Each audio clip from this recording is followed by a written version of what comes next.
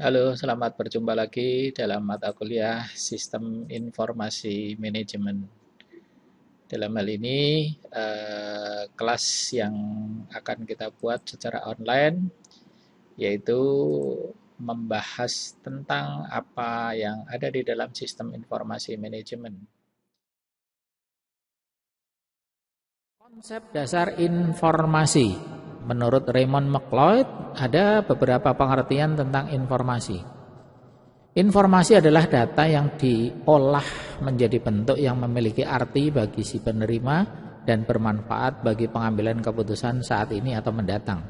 Ini diambil dari bukunya Raymond McLeod yang berjudul Management Information System, A Study of Computer-Based Information System, edisi ke-6 tahun 92. Sudah lama ya, sementara sekarang masih relevan dengan pengertian ini. Saya akan membedakan antara data dan informasi untuk mengingatkan panjenengan bahwa data dan informasi kemarin sudah saya sampaikan. Apa yang dimaksud dengan data adalah terdiri dari fakta-fakta dan angka-angka yang secara relatif tidak berarti bagi pemakai. Karena apa? Belum bisa dibaca secara menyeluruh oleh banyak orang. Tapi dia masih berupa fakta, betul-betul fakta. Jangan sampai data itu tidak berfakta. Maka itu akan mengakibatkan informasinya juga tidak bermanfaat nantinya. Jadi data itu fakta-fakta dan angka-angka yang relatif tidak berarti. Karena masih angka apa maknanya, belum bisa mengerti hasilnya apa gitu. Bedanya dengan informasi adalah data yang telah diproses sehingga data itu diolah dan akan memiliki arti. Nah, pengolahan informasi atau information processor adalah salah satu elemen kunci dalam sistem konseptual. Ya, pengolah informasi itu adalah prosesor ya, proses ya, sesuatu yang diproses.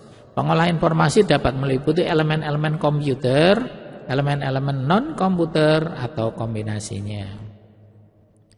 Contohnya, kita dapat mengetahui bahwa data mentah atau yang tadi disampaikan adalah fakta ya, dapat berupa jumlah jam kerja tiap pegawai perusahaan.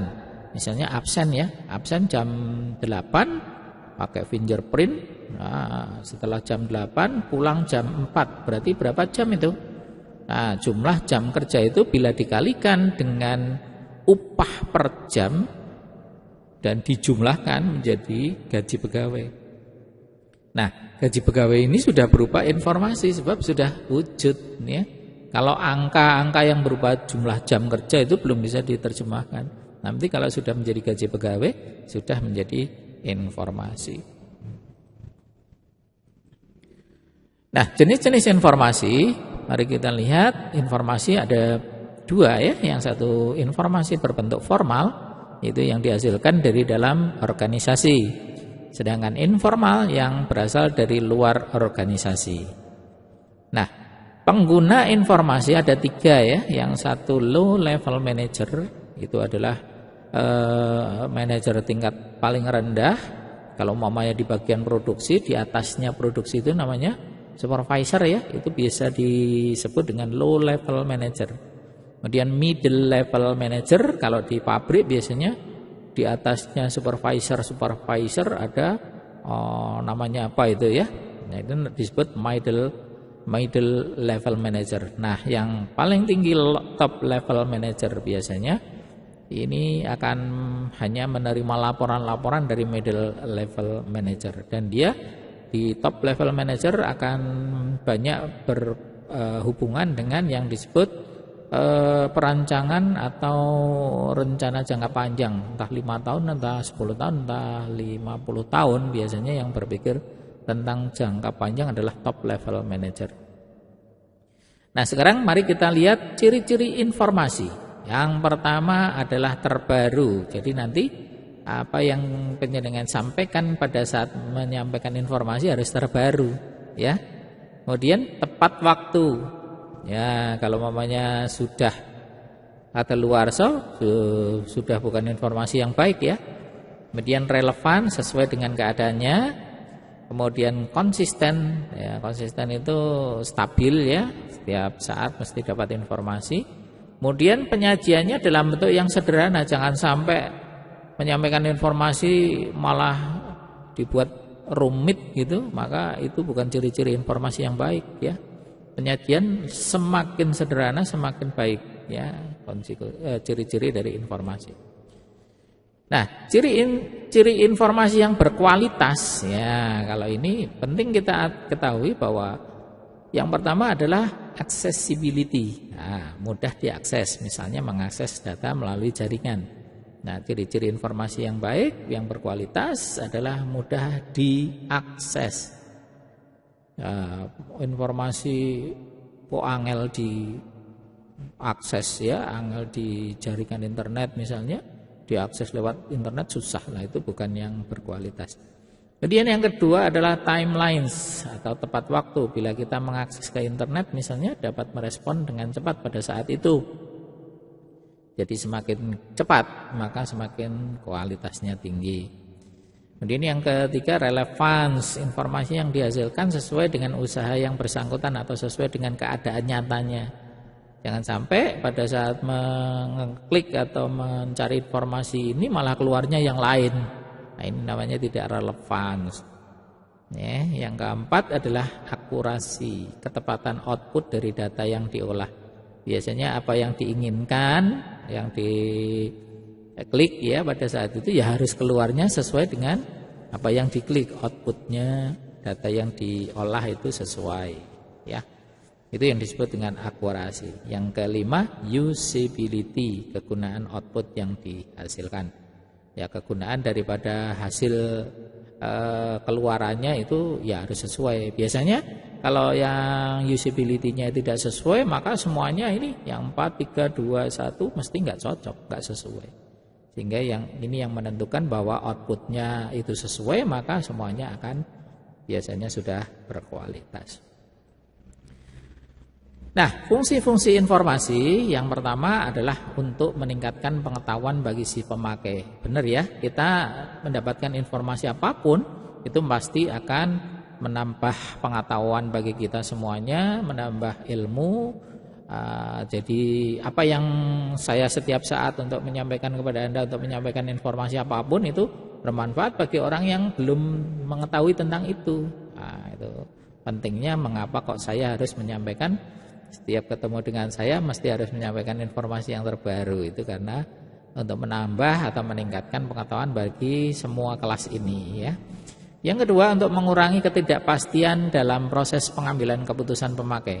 Apabila informasinya itu akurat atau baik, maka si pemakai tidak ragu-ragu. Nah, tidak ragu-ragu untuk mengambil keputusan. Sehingga dia akan mengurangi ketidakpastian dalam proses pengambilan keputusan itu. Yang ketiga adalah menggambarkan keadaan yang sebenarnya dari suatu hal. Nah, ini biasanya akan ketahuan bahwa informasi yang baik mesti akan sesuai dengan keadaan sebenarnya. Nah, ini fungsinya ya. Sistem informasi, definisinya ya, kalau tadi berupa informasi, sekarang definisi sistem informasi. Sistem informasi adalah suatu sistem di dalam suatu organisasi yang mempertemukan kebutuhan pengolahan transaksi harian. Ini harusnya diwarnai merah nih, pengolahan transaksi harian. Ya, jadi di sana akan mempertemukan kebutuhan pengolahan transaksi harian, mendukung operasi dan bersifat manajerial dan kegiatan strategi dari suatu organisasi dan menyediakan kepada pihak luar tertentu dengan laporan-laporan yang diperlukan.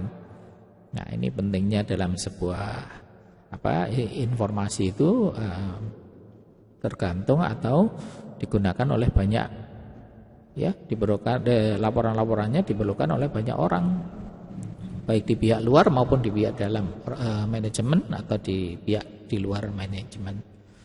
Sedangkan McLeod menyampaikan bahwa sistem informasi merupakan sistem yang mempunyai kemampuan untuk mengumpulkan informasi dari semua sumber dan menggunakan berbagai media untuk menampilkan informasi. Benar ya? Jadi sampai sekarang Raymond McLeod memang masih relevan untuk dijadikan sebagai acuan untuk pengertian-pengertiannya. Nah, sekarang kita akan lihat klasifikasi sistem. Nah, ini banyak ya, klasifikasi sistem. Ada yang disebut dengan abstrak system dan physical system. Yang kedua, natural system dan human made system. Yang ketiga, deterministic system dan probabilistic system. Yang keempat, closed system dan open system. Nah, mari kita pelajari satu-satu. Yang disebut dengan sistem abstrak adalah sistem yang tidak tampak secara fisik, jadi nggak kelihatan lah, karena hanya berupa pemikiran atau ide-ide. Contohnya sistem teologia yang merupakan suatu sistem yang menggambarkan hubungan manusia dengan Tuhan. Hubungan manusia dengan Tuhan apa? Ya kita berdoa. Apa kelihatan doanya naik gitu? Nggak kelihatan kan? Nah, itulah yang disebut dengan sistem abstrak, tidak terlihat secara kasat mata ya. Yang sebaliknya adalah sistem fisik. Adalah sistem yang tampak secara fisik. Contoh sistem komputer kan kelihatan, sistem produksi, sistem pendidikan dan lain-lain. Jadi nyata kelihatan. Oke, jelas ya antara sistem abstrak dan sistem fisik. Yang kedua tadi, apa yang disebut dengan sistem alamiah atau natural system adalah sistem yang terjadi dari proses-proses alam. Contoh sistem geologi, ya antara perputaran bumi ke matahari, itu contohnya sistem geologi ya. Jadi natural, keadaan yang dibuat oleh alam, ciptaan Allah Subhanahu wa taala. Nah, sistem alamiah. Kebalikannya adalah sistem buatan manusia atau human made system. Adalah contoh sistem yang dirancang atau didesain oleh manusia. Nah, ini banyak, ada sistem informasi, sistem mobil dan lain-lain ya, banyak. Kemudian yang berikutnya adalah sistem deterministik. Adalah sistem yang beroperasi dengan tingkah laku yang dapat diramalkan. Nah, ini contohnya interaksi antara elemen-elemen dapat dideteksi sehingga outputnya juga dapat diramalkan. Contohnya sistem komputer, bila ngeklik ini maka keluarnya ini kan sudah bisa diramalkan. Bila ngeklik gambar printer maka nanti naskahnya akan tercetak ke printer. Lah, ini sudah bisa diramalkan, jelas ya. Kemudian kebaliknya adalah sistem probabilitas, adalah sistem yang tidak bisa diramalkan. Contohnya sistem manusia. Kita tahu 2 tahun ke depan jadi apa? Enggak tahu ya. 1 hari ke depan itu ada apa gitu juga enggak tahu. Ya, itu yang disebut dengan sistem probabilitas ya. Kemudian yang berikutnya ini sudah kita pelajari di kemarin ya, sistem tertutup adalah sistem yang tidak berhubungan dengan lingkungan luarnya, dan sistem yang terbuka adalah sistem yang berhubungan atau dipengaruhi oleh lingkungan luarnya. Ini sudah saya ulas kemarin. Kemudian yang berikutnya adalah sistem komputer. Coba kita lihat, kalau umpamanya sistem komputer ada yang disebut dengan sistem softwarenya. Di sana ada sistem manajemen program dari mulai BIOS, ngeset pertama kali itu ya, manajemen program. Kemudian ada sistem support program, driver dan lain-lainnya, itu kan ada ya. Kemudian ada sistem development software, membangun software ya kayak antivirus dan lain-lain itu ya. Kemudian yang kedua application software, ada yang general purpose application program, program yang digunakan oleh banyak ya, banyak orang atau biasa digunakan gitu ya. Seperti kalkulator, itu kan setiap kita install Windows pasti ada kalkulator. Ada notepad yang digunakan oleh banyak orang, general purpose ya. Kemudian ada application specific program. Nah, di sini kita lihat kalau orang yang menggunakan gambar teknik biasanya pakai AutoCAD atau 3D Max.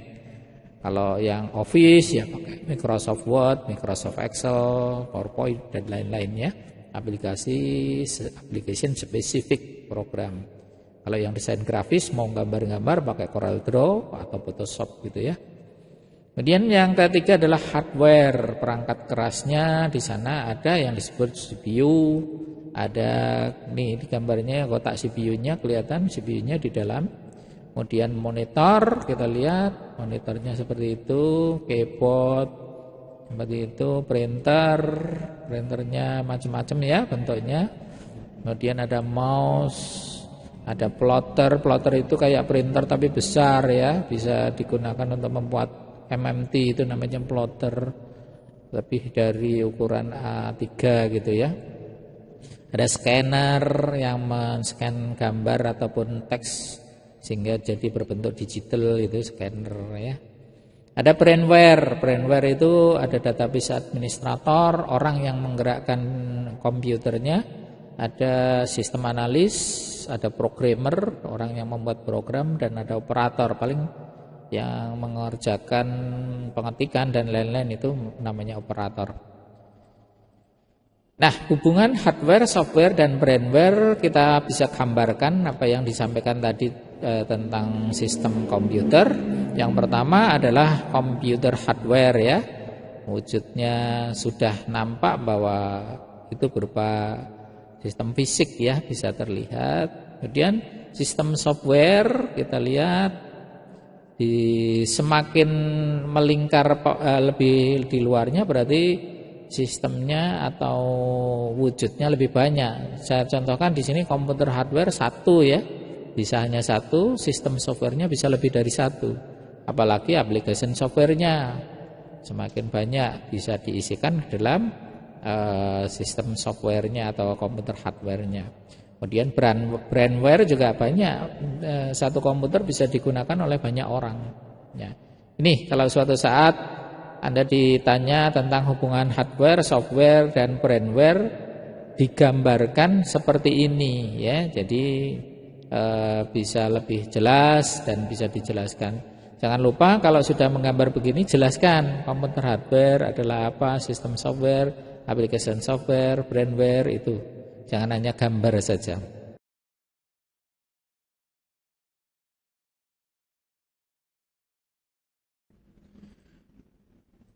Oke, saya kira itu dulu materi kali ini. Semoga apa yang saya sampaikan bisa bermanfaat, bisa menambah ilmu bagi Anda semuanya. Terima kasih. Ada kesalahan dan kekurangan saya minta maaf. Saya akhiri. Assalamualaikum warahmatullahi wabarakatuh.